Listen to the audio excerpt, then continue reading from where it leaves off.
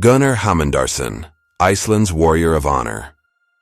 Gunnar Hamundarson was a real warrior who lived in 10th century Iceland during a time when the island had no king, only chieftains, clans, and a legal assembly known as the Althing.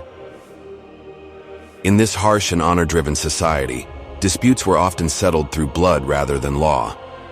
Gunnar was born into a respected family in the Hlíðarendi region of southern Iceland. From an early age, he became known for his physical strength, athletic skill, and mastery in battle.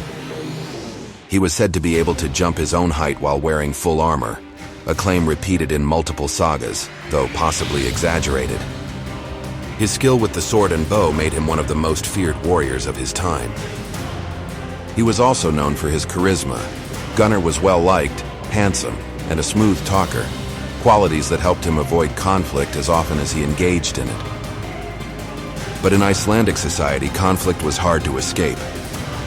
He became involved in a series of escalating feuds, many of which are documented in the Saga of Njal, a 13th century text that recounts the events of his life and death. The saga portrays Gunnar as a man caught between his violent world and his desire to live peacefully and honorably. Eventually, after killing several men in a blood feud, Gunnar was sentenced to 3 years of exile. He initially agreed, but as he approached his ship, he looked back at his homeland and changed his mind. According to the saga, he said, "The slopes are so fair, I cannot leave." This act broke the terms of his exile and made him an outlaw, vulnerable to being killed without legal consequence. His enemies took advantage. A band of men came to his home at Hlíðarendi to ambush him. Gunnar fought back fiercely, reportedly defending his home alone with a bow and sword.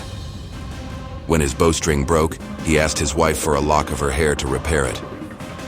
She refused, possibly out of resentment or fear, forcing him to fight on with only his sword. He was eventually overpowered and killed, though the saga claims he died on his feet, refusing to fall. Whether this detail is literal or poetic is unknown, but Gunnar's reputation for bravery and defiance endures. His story, preserved in Iceland's medieval literature, remains one of the most compelling examples of Viking-era honor culture, where a man's word, reputation, and courage often mattered more than survival.